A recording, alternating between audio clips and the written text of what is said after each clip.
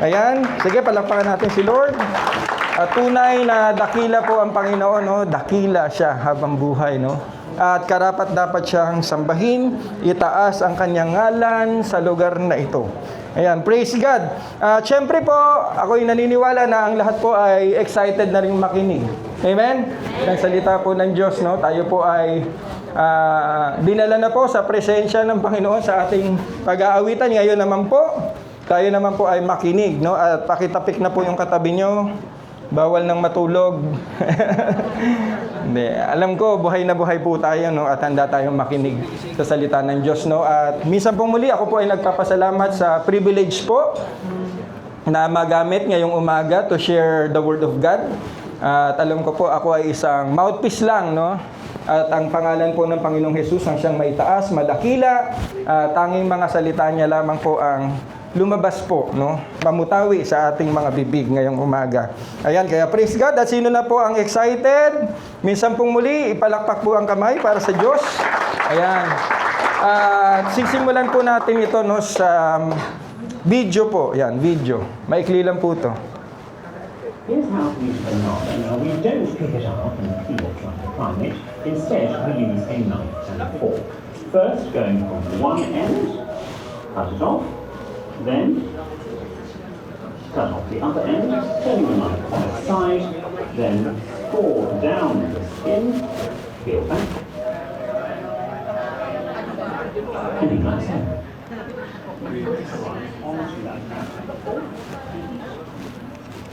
How do we try? This is called the skin, and it is vastly superior than fork when it comes to eating rice. Simply scoop the rice as such and gracefully shove it in your mouth. Don't be shy.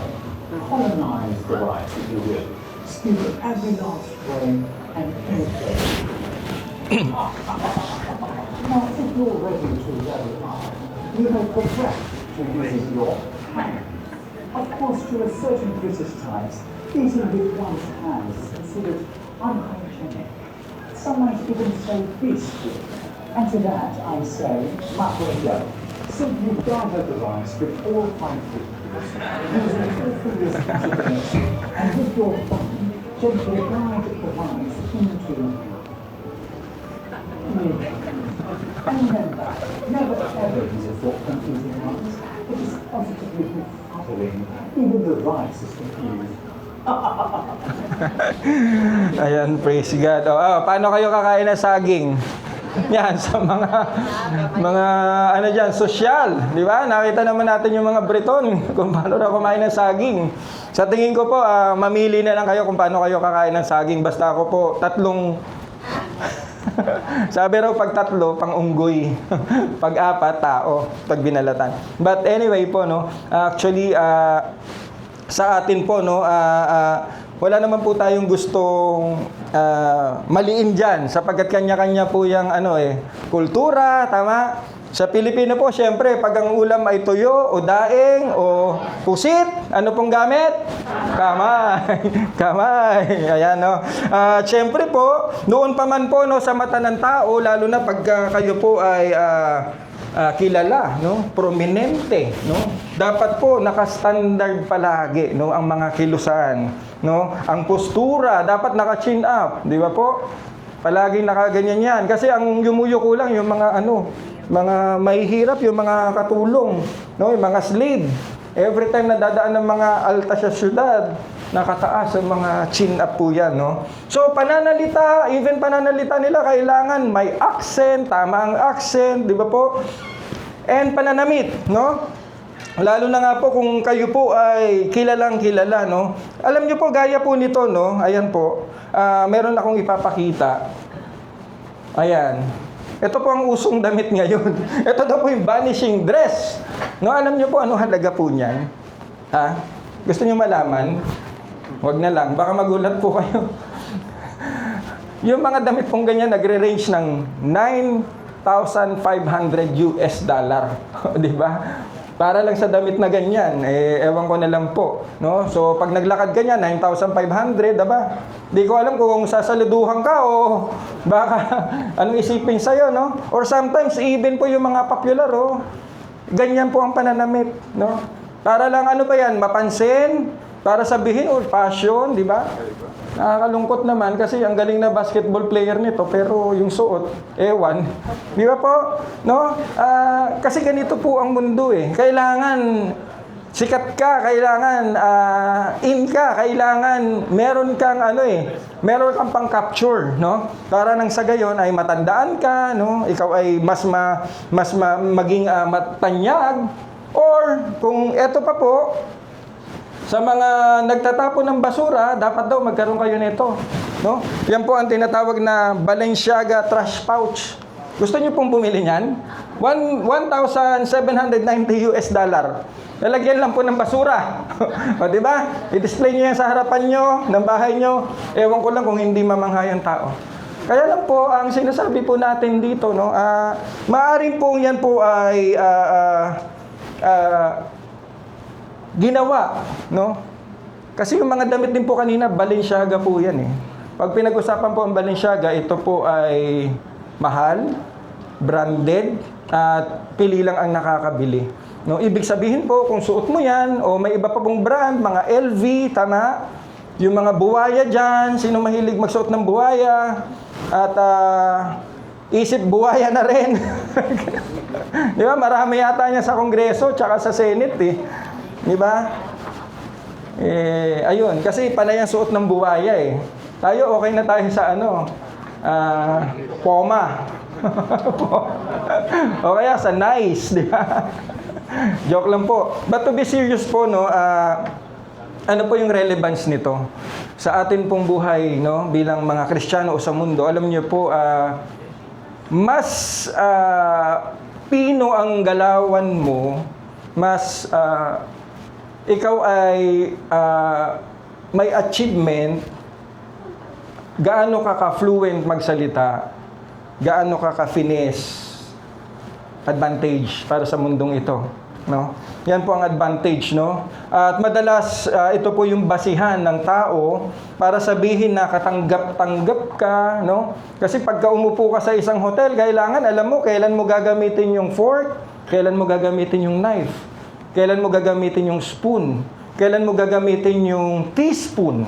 Paano maghalo? Paano sumandok ng sabaw? Dapat daw palabas yan eh. Yun ang naalala ko eh. Pag sabaw, pag ganun. Hindi siya yung pag ganun. So, the moment na magkamali ka dun, may palo na kagad yan sa bahay. Di ba? Pagka prominente. O, mali yan. Hindi ganyan. Bawal ang elbow sa... Di ba po? Naalala niyo po ba na pinagbawal yung elbow sa lamesa? Sino pong nakaano nun? Dapat po walang elbow sa lamesa na kumakain nakaganon. Hindi po uubra yun. Kailangan finesse, no? But to be serious po, yan po ang basihan para piliin at igalang, no, dito sa mundo, no? At our text for today will be found in 1 Samuel 16:7. Ito po ay kung paano ba talaga ang Diyos pumili. No, hindi na mundo, but ng Diyos po. At ang sabi po diyan, pwede po ba natin basahin ng sabay-sabay in 1, 2, 3? But the Lord said to Samuel, "Do not consider his appearance or his height, for I have rejected him. The Lord does not look at the things people look at. People look at the outward appearance, but the Lord looks at the heart." Tayo po ngayon ay manalangin. Panginoon, minsan po muli, salamat po sa napakagandang araw na to, Panginoon, na ipinagkaloob niyo sa amin. Salamat po sa pagkakataon, Lord, na kayo ay maawitan, na masamba kanina, Lord, maibigay namin what is due to you, Panginoon, na papurit pagsamba, Panginoon. And right now, Lord God, it is time na kami naman po ay makinig ng inyong salita. Lord, malaya pong kumilos ang banal na Espiritu sa lugar na to. Lord, we open our hearts this morning, Panginoon. Ano man po ang hindi kalugod-lugod, ano man po ang hindi kanais-nais na makita nyo, Panginoon, sa aming mga puso, Lord God, kami po ay patawarin nyo, Lord. Pakalinisin nyo po kami, Lord God. At Lord, amin pong dalangin at amin pong hiling sa umagang ito, Panginoon, na Lord, sa aming paglabas sa pintuan na yan, Lord, meron po kayong binago sa buhay namin. Meron po kayong inalis na hindi maganda sa buhay namin. Meron po kayong idinagdag, Lord God, na karunungan, Lord God, na nagmumula sa inyo, na Lord, amin naman pong gagamitin sa aming pang-araw-araw na buhay, Lord God. Aming kakapitan, aming tatayuan, aming isa sa pamuhay, Panginoon. Kaya Panginoon, sa umagang ito, we welcome you, we honor you, we glorify you in this place, Panginoon, at handa na po kaming makinig ng inyong salita. Ito pong aming dalangin sa pangalan ni Jesus. Amen. Sige, palakpakan natin si Lord. Ayan. Ayan po, no? So, ang atin pong verse, no, ay, ang background po niya, nung nireject na po ng Panginoon, si King Saul, yan. Kasi po siya po ay nag-disobey na, tapos talagang iba na po ang laman ng puso niya. So naghahanap na po ng ipapalit kay King Saul. So ito po, no, sa chapter 15 po yon, at chapter 16, ito po yung isang tagpo po dyan, na kung saan po si Samuel po, no, ay pumunta sa bahay ni Jesse. Sapagkat siya po ay inutusan ng Diyos na, sige, punta ka kay Jesse, nandoon yung magiging bagong hari, i-anoint mo siya. No, kaya sa umagang ito, mga kapatid, ito po ang magiging title po natin, no? Ayan. Okay po ba yan? Gandang postura, no? Kaya lang po, ang sabi dyan, when appearance is not enough. Kahit pa, gusto ko nga sana mag-quote kanina eh. Sabi ko, gayahin ko kaya yung quote, tapos naka-leather shoes, no? Ano kayang tingin nyo? Kagalang-galang o hindi? Sabi ko, wag na lang, hindi ako magkukot, tsaka na lang. Ito na lang yung regalo. Yan, di ba? Kung ganito po ang inyong makakaharap, ano po ang may isip niyo? Di ba po? O baka isipin niyo, waiter, taga-serve. Hindi po. Pagka ganyan po ang kaharap niyo, kayo po ay magdadalawang isip. No? Ano po kaya siya? CEO? Manager? Di ba? Kadalimitan po, CEO po ganito. Parang yung boss ko po dati sa kumpanya, tuwing darating po yun. Talagang maririnig mo yung shoes nun. Tok, tok. Tapos mabilis na lakad po yun. Naka-coat and tie. So, siguro damos na yung polo shirt na suot niya when siguro paglalabas siya. Pero the moment na siya po ay nasa office at may mga meetings, ganito po ang kasuotan niya. Kagalang-galang, no? But when appearance is not enough.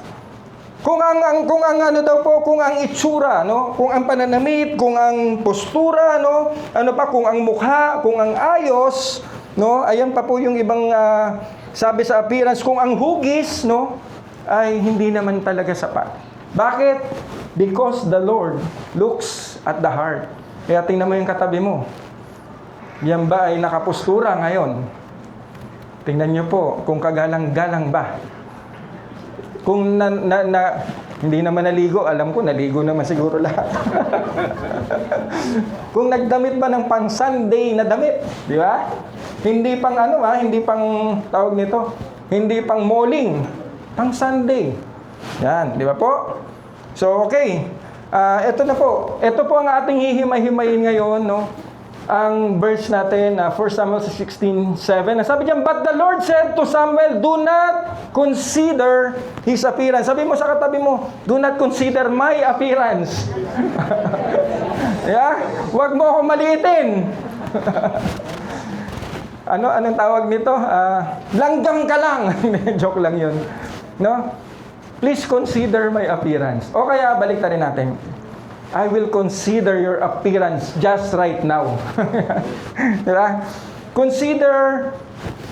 Do not consider his appearance for his sight. Kasi po, nung dumating na po si Samuel, no, ito po yan. Ang tanong po dyan, who is Eliab as described in the Bible? Kasi po, nung dumating na po siya sa lugar ni Jesse, nakita niyang bigla si Eliab, pambihira. Ito na po si Eliab. Kaya lang po, paano ba dinescribe si Eliab in the Bible po, no?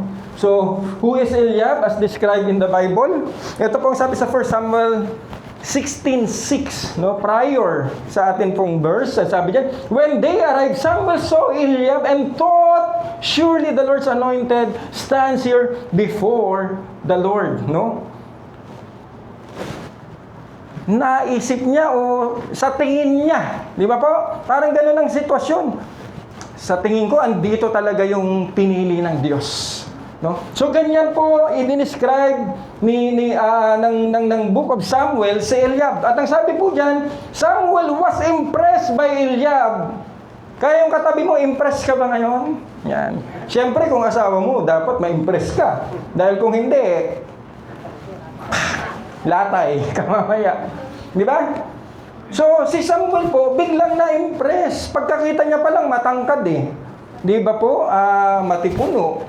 Tapos ito yung panganay kasi, no? So, gaya daw po, yun, his stature and appearance, similar to Saul, the previous king. Dahil po si Saul, nung siya po ay pinili, pambihira, ang tangkad din po. Sabi nga po, pagka tumayo si Saul, ulo niya kita. Lahat, ganun lang, oh. Siguro, balikat niya lang. Si Saul po, talagang, makikita mo. Ganun siya, kaya siya ang pinili. No? So again, the Lord will not choose according to appearance. Ano pa po ang sabi? Ano pa si Eliab as described in the Bible?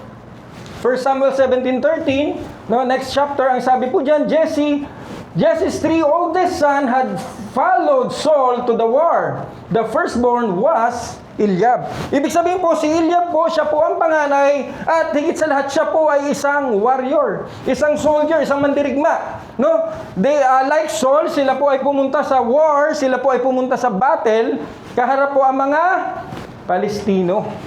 No, so nandun po sila. So ganyan po siya dinescribe. Okay po? Kaya po sa araw na ito, sa oras na ito, mas titingnan natin, Lord, pwede ba ako? Pwede ba ako magamit? Kasi paano, Lord, ito ngang matangkad, warrior, hindi mo pinili. Paano naman po ako? 4'11 lang ako, Lord. Kung 4 feet pa, paano po yan? Saan mo ko gagamitin, Lord? Di ba? So, yun po ang mga katanungan. Next po, balikan po natin, do not consider his appearance for his height. Kaya po, eto po, kapatid, sabihin mo sa katabi mo, basahin natin lang sabay-sabay in 1, 2, 3. God chooses people not on his merit, strength, or wisdom. Amen? Sabi mo sa katabi mo, may pag-asa ka. Kahit 4'11 ka. Kasi po noon talaga, height po ang pinagbabasihan eh. Di ba? O kaya, pagka matipuno si Saul, no? Next.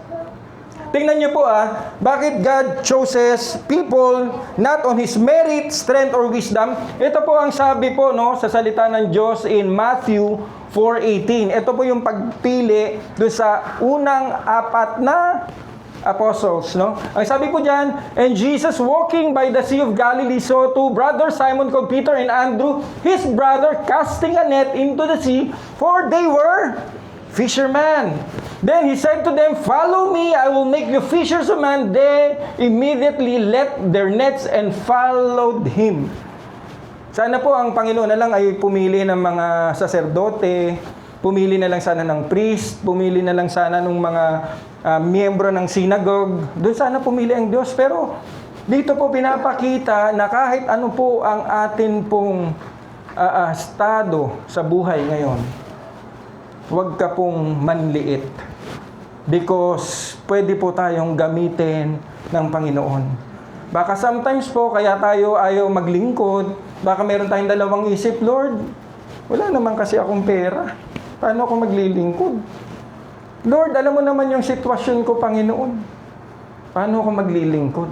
Pero again po, itong mga tao pong ito, the first 4 fishermen ng tinawag ng Panginoon, ang kailangan lang po pala is the heart na gusto po talagang sumunod sa Panginoon. Sabihin niyo po, the heart that follows Jesus. Yun po ang gusto ng Panginoon. Kaya po, tingnan niyo po itong senaryo na to. When Jesus said, come, follow me, and I will make you fishers of men, hindi na po nagdalawang isip. They followed Jesus, left their net, and followed Him. Alam niyo po, hindi lang sa pagiging outreach ang pagsunod sa Panginoon, no? Sapagkat may kanya-kanya po tayong gawain. Ang sabi nga sa Bible, no, hindi po binubuo ng ang katawan ng puro ulo, no? Kung puro kayo mag-iisip, wala kayong mapapala.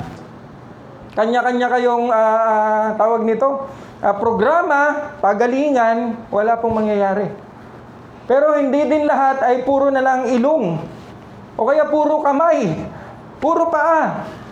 Kaya po, pag sinabi kong come follow me, it doesn't mean na hanggang, Lord, hindi naman ako marunong magsalita eh. Di ba po? Even the fisherman, gagamitin po ng Panginoon. Kaya ngayong umaga po, let's open our heart po na, Lord, sana po, maintindihan ko ang salita nyo, magamit po ako sa inyong kaluwalhatian. Amen? Moving forward, kaya po, ang tao po, ang basehan po nila, ito po, no? Again, God chooses people not on His merit, strength, or wisdom. Why? Because sa tao po, pag sila po ay pumili, ito po ang pagpili ng tao. Physical appearance, no? Dapat po yung social standing, wag na yan. Hindi nga natin alam kung anong natapos niyan eh. Tapos gagawin nating secretary, treasurer. Hindi natin pwedeng gawing ministry head yan. Hindi natin alam kung, di ba po? Ano bang na-accomplish niya? Wala pa naman yung pinapatunayan eh. Alam niyo po, ang mga fisherman, nung pinili po sila ng Diyos, wala pa po silang napapatunayan. In fact nga, nung sila po ay nangisda, wala silang huli. Tama po? At nung matagpuan sila ng Panginoon, wala silang huli during that time. Buong magdamag. Pero nung sinabi ng Lord, cast your net into the deep, may nahuli. Ibig sabihin, kahit wala ka pong pinagmamalaki, wala ka pang achievement, kaya ka pong gamitin ng Panginoon. Hindi niya po titingnan yung achievement mo. But sa tao, physical appearance, kailangan po social standing, kailangan merong pwesto, merong napatunayan, eloquence and confidence, kailangan magaling magsalita.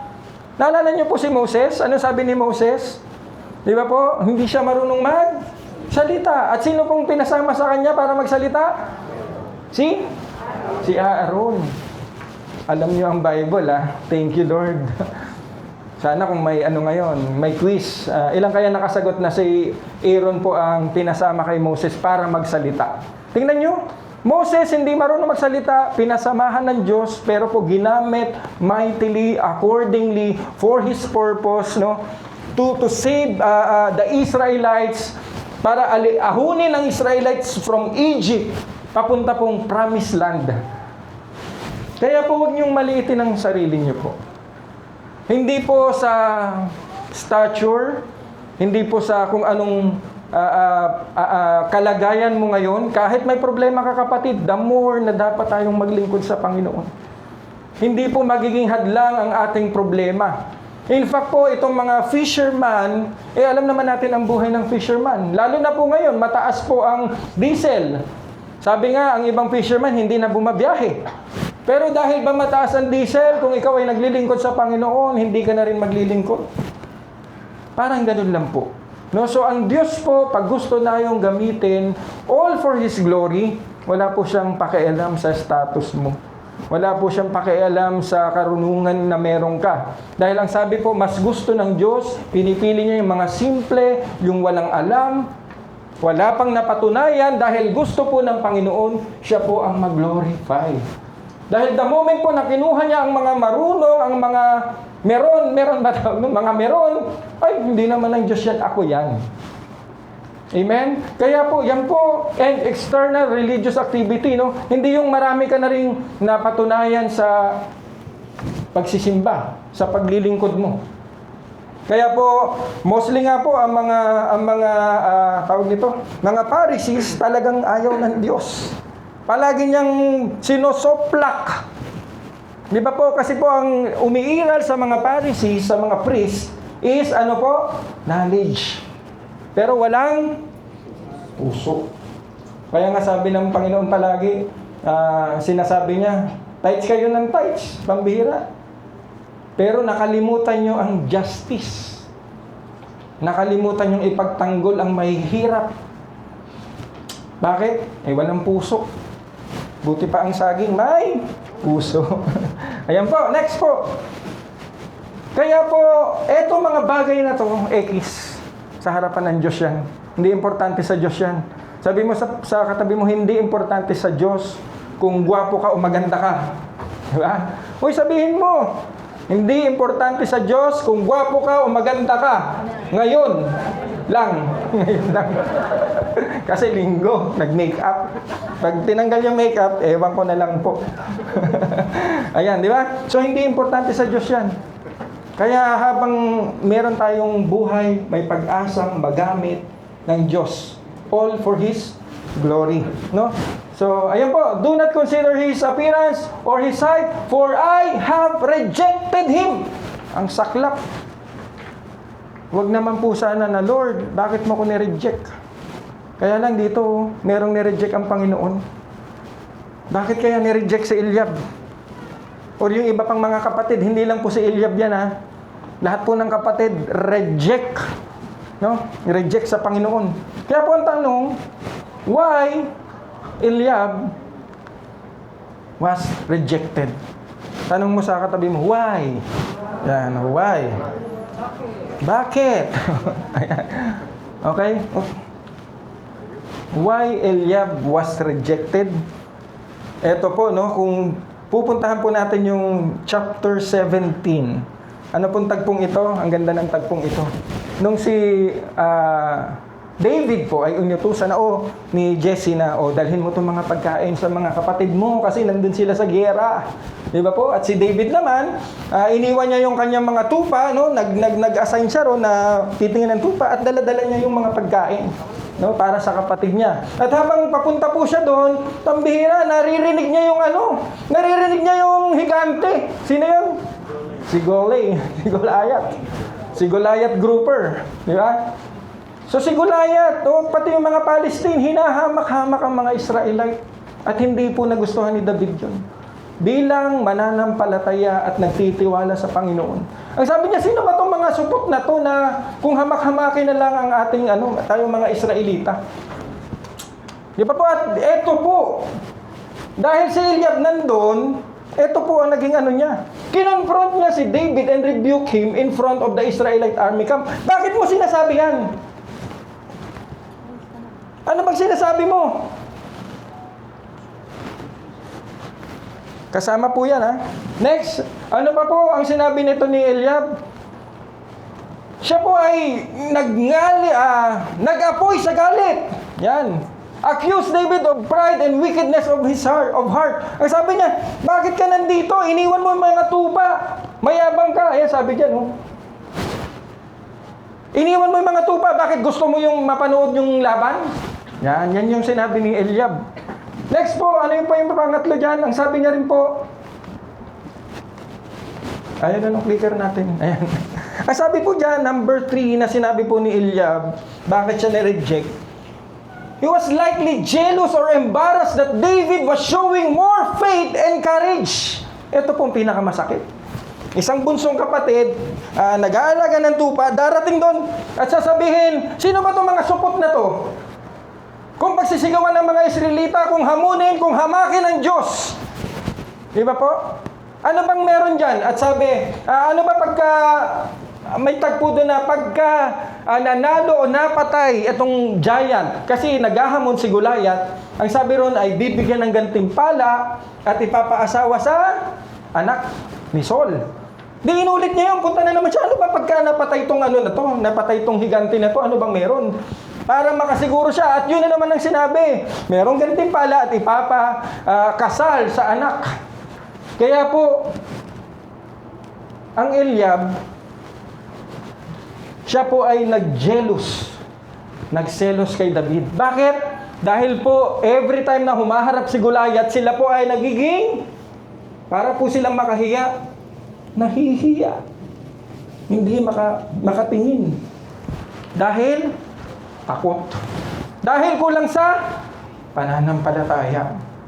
At doon po siya nainggit kay David na sa kabataan, sa kamusmusan ni David, kaya niyang boldly sabihin na ang Diyos ko ay Diyos ng mga Diyos. At hindi ako natatakot sa higanting yan. Haharapin ko yan.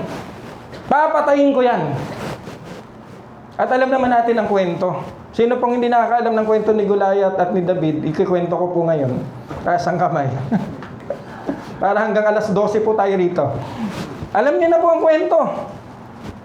Nainggit. Bakit po kaya siya nireject? Ito po kailangan po bilang mga mananampalataya, ito po ang dala-dala natin palagi sa ating puso, no? Why Eliab has been rejected? Ang sabi po sa Hebrews 11:6, but without faith, it is impossible to please God. Hindi na please ang Panginoon. Walang pananampalataya tong Eliab. Panganay pa man din. Malamang nasaksihan na to kung yung mga kwento-kwento na paano niligtas ang Israelita. Si David nga musmus eh. But on the other hand, walang pananampalataya. At pag walang pananampalataya, God will never be pleased. Kaya kapatid, kung meron kang problema ngayon, problema na lang pag-usapan natin, manampalataya ka sa Panginoon.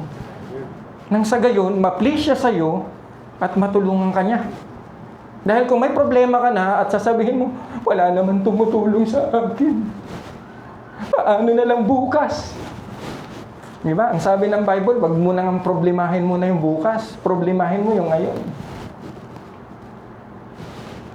Pasalamatan ng Diyos sa hapagkainan na merong kanin at ulam. Kinamay mo yung daing at tuyo. Sabihin mo, Lord, isang araw, alam ko, mahal mo ko eh. Makakabangon din kami. Amen? Amen. Sige, palakpakan natin si Lord. But without faith, it is impossible to please God. For he who comes to God must believe that He is, and that He is a rewarder to those who diligently seek Him. So kung gusto po nating maiahon, gusto po natin na tayo po ay magkaroon ng pag-asa, seek the Lord diligently. Ibig sabihin, sa umaga, di ba po? Hello po, TJM Dasma family. Kamusta po kayo? God is good. Nagkapagbasa na po ba tayo ng Bible? Nakapanalangin na po ba tayo? Di ba po? Merong mag-heart, merong magla-like, merong magpipray na mga reaction. Why? Dapat po pagkagising sa umaga, iunat ang buto. Ano yun? Batibot, di ba? Pagbuunat ng mata. Sa batibot. Hindi po. Pambata yun eh. Pero po tayo ng mga Kristiyano, the moment na dumilat ang mata natin, seek the Lord right away. Pray. Thank God for another day, for another life. For God has blessed us. Malulugod po ang Panginoon. Hindi yung pagising mo sa umaga, ano na naman ba itong problemang darating kaya? Ang lungkot naman ng buhay. Wala pang problema, wini-welcome mo na. Ano na naman kaya yung magiging dahilan ko para madapa mamaya? Di ba po? It adds trouble. Every time we think of trouble, we add anxiety in our life. Sabi sa Bible. At hindi nito madudugtungan ang buhay mo. In fact, every time tayo nag-worry, nagbabawas siya ng oras, minuto. Yan. Tama siguro yun. Second sa buhay mo. Pinapataba niya yung puso mo na dapat healthy. Tumataba, kakakain mo ng problema. Kainin mo na. Di ba po? Di ba yung iba tumataba kasi bakit ka tumataba? Ang dami kong problema eh. Luke 7:10, ang sabi dyan, in the same way, when you obey me, should say, we are unworthy servants who have simply done our duty. Sino po mga worker? Taas ang kamay. Ayan po, hindi lahat worker. No? Sana po, isang araw, pag tinanong, sino mga worker? Lahat po. 100%. Nakataas ang kamay, bilisan natin. So, may senyas na si Bossing doon. Naka-pink. Ito po, pag worker ka po kaya po, etong Eliab, dapat ito eh. Ito yung heart na gusto ng Diyos. Na kung ikaw din ay worker, sasabihin mo, Lord, I am not worthy servant. Ginagawa ko lang po yung dapat kong gawin, Panginoon. maglingkod, magbukas po ng pintuan, mag-greet, good morning, welcome to TGM Dasma. No, magbubuhat ka nung mamaya, magliligpit yung mga logistic. At hindi mo sasabihin, binuhat ko to oh, dapat talakpakan niyo ako. Hindi po. Binubuhat ko to, Lord, kasi ako po ay naglilingkod sa inyo. I'm just a servant. Unworthy. Sabi pa nga dyan, unworthy. Oh. Pero alam mo yung unworthy na kalooban na yan, ino-honor po ng Diyos. Dahil every time na pride ang nangunguna, ito po ay ibinababa ng Diyos. Ano pong tinuturo? Baon-baon po natin bilang mga Kristiyano ang salitang humility sa buhay natin. Amen po? Hindi po pride, kundi humility ang ating palaging daladala. Kaya nga po, sabi pa dito no, sa 1 Corinthians 13, 1-3, ang sabi dyan, labas na natin lahat. If I could speak all the languages of earth and of angels but did not love others, I would only be a noisy gong or a clanging cymbals. If I had the gift of prophecy and if I understood all God's secret plans and... Oh, balik natin. Forward. Gift of prophecy and if I understood of all God's secret plan and possess all knowledge and if I had such faith that I could move mountains but did not love others, I would be nothing. If I gave everything I have to the poor and even sacrifice my body, I could boast about it.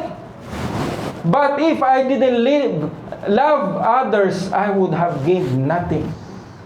So, ibig sabihin po, sa ating paglilingkod, ano man po ang ginagawa natin, kung hindi yan dahil sa pag-ibig, ako ay naging tao. Kung hindi yan dahil sa pag-ibig, kapatid, it's useless. It's pride. It's boastfulness, kaya mo ginagawa. Ang sabi diyan kasi, gusto mo lang magmalaki. So, every time na ginagawa pala natin yun, kaya pala tayo naglilingkod. Kasi, mahal natin ang Diyos at mahal natin ang ating kapwa-tao. Kaya nga humahayo. Kasi ayaw natin silang mapahamak. Kasi mahal natin sila. Gaya ng pagmamahal natin sa ating sarili. Amen? Kaya kahapon po, praise the Lord, no, sa ating pong Hebrew at marami po tayong nahayuan. Pwede ba natin palakpakan si Lord? Salamat po sa mga dumalo, nag-support at salamat din po sa mga nag-support din. Kilala nyo na rin po kayo para makabili po tayo ng pandesal at kape na pinamigay po natin ng libre. Alam nyo po, kung titingnan po yung pandesal at kape, ito po ay kape ranggot lamang. Pero ang maganda po sa araw ng kahapon ay ating naibahagi ang kaligtasan na panghabang buhay nilang pakikinabangan. Kasi yung kape, isang saglit lang po yun, wala nang effect po yun. For I have rejected, anong ibig sabihin yan? Ang ibig sabihin yan, our motive should align with God, not just our action, and pursue sincerity over performance. Kapatid, kaya ka ba tumutugtog kasi gusto mo lang ipakita na ang galing mong mag-groove? Nakakatawa yung mga gumaganong-ganon pa yung behista eh. Nakukuha ka ba? Yeah, yung mga drummer. Bakit ba para ba yan sa performance? O kasi po, you are sincerely serving the Lord and loving Him. And you are just a servant serving the Almighty God with your heart, your mind, and your soul, and your strength in your body because you honor God. Amen? Next po, kaya po, things to ponder, our motive should align with God, not just our action and pursue sincerity over performance. Ano pong sabi po dyan? Pakilabas na po. Whoop! Yan. Ito po ang tanong. Am I doing this out of love for God and others or just to be seen as good? Para lang makita na ang galing ko pala. O kasi mahal mo talaga si Lord at gusto mong maglingkod. Faith can drift into performance. Yung pananampalataya pala, pwedeng mapunta sa performance. Appearing spiritual rather than being changed. Dapat yung pananampalataya natin, na-change ka. Kaya ngayon, naglilingkod ka na. Hindi yung pananampalataya, naniwala ka sa Panginoon, ay maglilingkod ako. Pero walang pagbabago sa buhay. No? Kaya po, ayan po, and then, desire a heart that reflects God's character. I-desire po natin yun. Di ba po si David, a contrite heart, a pure heart. That's what I long for. Minsan po ba, dinesire na rin po natin to? Lord, bigyan mo ako ng puso, Lord God, na basag, na kung saan, Lord, handa pong magpaayos sa inyo. Kaya na po ang tao minsan, nangunguna po ang ating pong katigasan. Ang pusong bato. Yun nga, kaya nga ang sabi din po, give them a heart of flesh. Di ba po? Kasi naging bato na eh. Next po, our motive should align with God, not just our action, and pursue sincerity of performance. Ang ibig sabihin po niyan, humility instead of pride, no? Compassion instead of indifference. Eh, teka muna, hindi ka namin ka-level eh. Huwag ka dito, ang bihira. Mga bossing to, mga CEO to. Minsan sa simbahan, ganun po eh. Sa simbahan po, walang CEO dito. Pareho po tayo, pantay-pantay po sa harapan ng Diyos. Kaya kung gusto mong maglingkod ka po. Hindi po bawal. You are welcome. No? Integrity even when no one sees. So kahit walang nakatingin, pinupunasan ko yung gitara para hindi kalawangin kung ako po ay musician at nakikigamit lang. No? Pag binubuhat ko po yung projector, binubuhat ko po itong mga gamit, iingatan ko. Kahit walang nakatingin, hindi walang nakatingin, go! Para mabilis. Tapos isang taon, ilang buwan lang, barag-barag na. Iingatan kasi para kay Lord sa church. Kaya po, ang Tatay Rudy, gano'n na lang, dalawa tayo! Asan si Tatay Rudy? Wala. Nasa labas. 71 years old po. Siya po ay logistic team. Nagbubuhat po. Baka gusto nyo pong tulungan, mga katatayan. Mga kabataan dyan na malalaking katawan. Kaya po. Next po. Bilisan natin. But the Lord said to Samuel, eto na po tayo, the Lord does not look at the things people look at. Bakit po? Let us live for God's approval, not for people. Hindi po tayo para mag-please ng tao. Kailangan po ang ma-please natin, sino po? Ang Panginoon sa buhay natin. At yun po ang gusto ng Diyos. Let us live for God's approval, not for people. Oops, bilisan natin. Meron pa palang meron pang gawain mamaya. Okay. Next po, sabi sa Galatians 1:10, for am I now seeking the approval of men or God? Or am I trying to please men? If I were still trying to please men, anong sabi dyan? I would not be a servant of Christ. Kung piniplease mo lang yung tao, hindi ka pala totoong naglilingkod sa Diyos. Ikaw ay pakitang tao. Ikaw ay performer, not a praiser. You are just a man pleaser. Sabi dyan, you are trying to please man. Jeremiah 75, this is what the Lord says, cursed are those who put their trust in mere humans. Kanino po dapat maglingkod? Who rely on human strength and turn their hearts away from the Lord. Kaya pala minsan po, pag nagtitiwala ka na sa tao, gaya ni na Eliab, naghahanap din sila ng tatapat kay Goliath na 9 feet 9 inches tall. Wala sa Israel na 9 feet 9 inches tall eh. So ano na lang nangyari sa kanila? Natamimi na lang sila. Walang makatapat. Kaya ang sabi ng Lord, curse. Di ba po? Let us live according to God's approval, not for people. Should we ask, how do others see me? Pag ikaw ba ay tumutugtog dito, ano kayang tingin ng tao sa akin? Gwapo ba ako habang nagigitara? O habang sumasayaw? Or would this please God? Habang ako'y tumutugtog, Lord, baka mayroon pa akong kasalanan. Patawad. I want to serve you. Di ba? You are pleasing God. Or gusto mo lang ang tao ma-please. Kaya po, yung decision po natin, no, sa mga ganun pong sitwasyon ng buhay natin, paano po tayo magre-respond sa frustration, sa temptation, or sa opportunities, no? Na gumagawa ka ng mabuti nang walang nakatingin sa'yo. Ano po yung ano mo dyan, pagdating po sa mga ganung bagay? Bilisan natin. But the Lord said to Samuel, do not consider his appearance, his height. Next point, last point natin. People look at the outward appearance, but the Lord looks at the heart. So, ano po ang ibig sabihin yan? Ang ibig sabihin po niyan, let your action be shaped by your heart. Na yung pong paglilingkod mo sa Panginoon, yung ginagawa mo, yung sinasabi mo, yung iniisip mo, it all comes from the heart na kung saan po, a God-fearing Christ-like character ang puso natin. Dahil po ang sinasabi, kung ano yung laman ng puso na bubulwak sa bibig mo, di ba? Kung ano laman ng puso, yun daw yung sasabihin ng bibig. Kaya po sana puro pag-ibig, pagpapatawad, pag-pray sa kapwa mo, hindi sa sarili mo ang lalabas. God-fearing, Christ-like character. Tingnan niyo po yung katabi niyo. Mukha po bang God-fearing? Kunti na lang, sir. Hinapan na. Malapit na. Ilang slide na lang to. Kunti na lang, sir. Malapit na po. 1 Chronicles 29:17. Ito ang sabi dyan. I know, my God, that you examine our heart and rejoice when you find integrity there.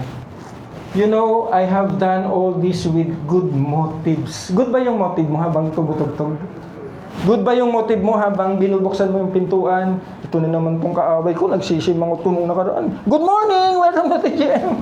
Ganun po ba? Or, good morning po, welcome to TGM Dasma. Good ba yung motive natin? You have done this with good motive. Nalulugod daw po ang Diyos sa isang puso po na kung saan makikita niya yung integrity. Kahit walang nakatingin po, gagawin niya yung tama. And then, nasabi din po dito po sa Psalms 51:17, ang sabi po dyan, the sacrifice you desire is a broken spirit.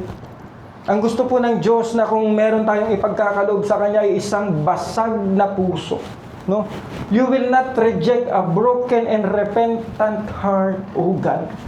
Na habang tumutugtog ka dyan, Lord, sana maging karapat-dapat ako sa iyo, Lord. Meron akong pagkukulang, pero ibabalik ko sa iyo ang dapat na papuri at pagsamba, pagsisilbihan kita, Panginoon. Ayan po. Basag na puso na handang magpagamit sa Panginoon. Kaya po, ang sabi po dyan, no, ito po, patapos na po tayo, let your action be shaped by your heart, a God-fearing Christ-like character. Ano pong meron dyan? Ano pong gusto nating sabihin dyan? No? When the heart is right, it puts our action in the right order. Kung ang puso mo ay tama, ang kilos mo, pananalita mo, pag-iisip mo, tama, nalulugod ang Panginoon dyan. Kaya po yun po ang i-desire natin. Lord, let my heart be pleasing in your sight. At ano pa pong sabi dyan? It's about living out a renewed heart rather than pleasing others. Alam niyo po, kahit hindi ka makilala ng ibang tao, hindi ka nila tanggapin, dahil nagbago ka na, mas maganda po yun. Bakit? Ang biniplease mo ang Panginoon. Kaya nga po, praise the Lord po sa mga katatayan na pag sinabing, pare, shot mo na! Nagbago na ako eh. Hindi na ako red horse ngayon. Parang black level na ako ngayon. Sorry. Ayan, joke lang po yun. Di ba po, mga dating katatayan, ano ka, pare, shot. Pasensya na, nagbago na ako. Binago ako ni Lord eh. Invite kita minsan na, ito pala tracks. Oh. Diyan lang kami sa Elijah, 4th floor po. Sunday, alas 9. Kita tayo na. Pwede ba kitang ipag-pray bago ko umalis? Kasi nagiinom ka na naman eh. Hindi maganda sa kalusugan mo yan eh. Sinabi ko na sa'yo, tigilan mo na yan, isang taon pa eh. Joke lang po yan ha, pag ganun. Ayan po, it's all about living out of renewed heart. Dapat binago yung puso. Rather than pleasing God. Ayokong magbago yung puso ko kasi pleasing others. Ayokong magbago yung puso ko kasi Sureball, ma-out of place na ako, itatakwil na ako ng mga barkada ko eh. Wag po tayong ganon. Ano pong reflection natin? Dito na po tayo magtatapos. God is not impressed by appearance. Tingnan mo ulit yung katabi mo. Gwapo, di ba? Pero impress si Lord yan, kasi anak niya po yan. Anak ng Lord yung katabi mo. Pareho kayong magkapatid kayo sa with the love of the Lord, di ba po? But He delights in what is true. So kung ano po yung katotohanan, doon po tayo tumayo. Gusto ng Diyos po yun.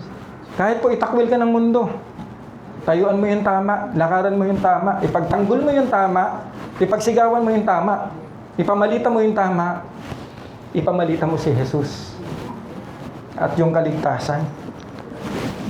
Lord, is my heart aligned with you?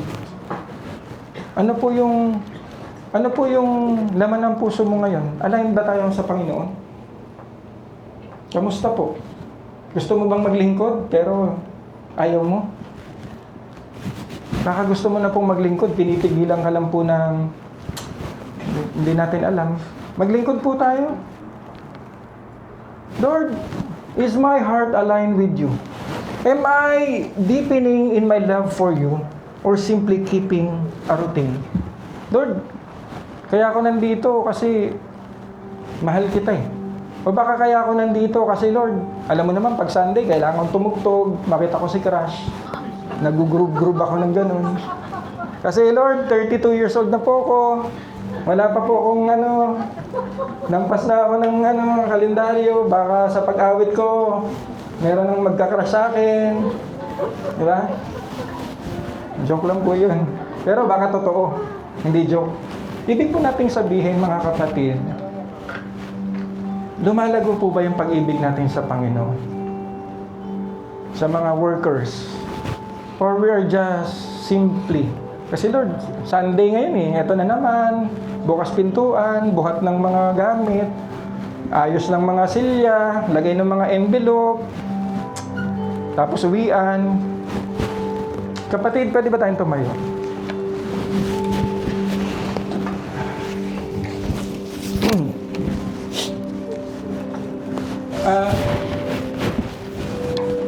Balik. Pwede ba ibalik? Anyway, sige po. Kamusta po ang ating puso ngayong umaga, kapatid? As our worship team ay kakanta po, pwedeng taas natin yung dalawang kamay po. No? Pasiyasat natin sa Lord. Kapatid, kung gusto mong maglingkod, ito na po yung oras. No? Kapatid, kung gusto mo rin na baguhin yung pananaw mo sa paglilingkod, ito na rin po yun. Awitin po natin. I-desire po natin yung pusong dalisay. Isang puso na tapat na maglilingkod sa Panginoon. Isang puso na ino-honor ang Diyos. Bigyain mo, Diyos, para sa akin. Taas natin yung dalawang kamay natin. Pusong dalisay ang aking nais. Nalikhain mo, Diyos, para sa akin. Pusong dalisay ang aking nais. Nalikhain mo, Diyos, para sa akin. Isang pusong tapat na sa'yo'y nagmamahal. Isang pusong sa'yo'y walang alinlangan. Isang pusong itinitid mo na ika'y parangalan. At ako'y mabubuhay sa'yo lamang, Jesus. Lord, andito ang mga anak mo, Panginoon. Lord, kayo po nakakabatid ng mga puso nila ngayon. Lord, worker man sila o hindi, Panginoon. Batid nyo yung, ano ba yung motibo? Ano yung motibo nila pagpunta nila dito, Lord? Kayo nakakaalam. Pero sana, Lord, sa mga sandaling ito, Panginoon, yung laman ng puso namin ay kung papaano po namin kayo maluluwalhati. Kung papaano po namin kayo mapaparangalan.